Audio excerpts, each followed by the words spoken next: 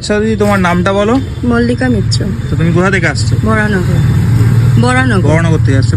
তো তুমি আমাদের এখানে কি শিখতে আসছো? স্কুটি। স্কুটি শিখতে আসছো। তো তোমার স্কুটিতে কটা ক্লাস হয়েছে? আমার এটা নিয়ে 7টা। 7টা ক্লাস হয়েছে স্কুটি। আজকে নিয়ে 7টা। তো তুমি কি সাইক্লিং জানতে?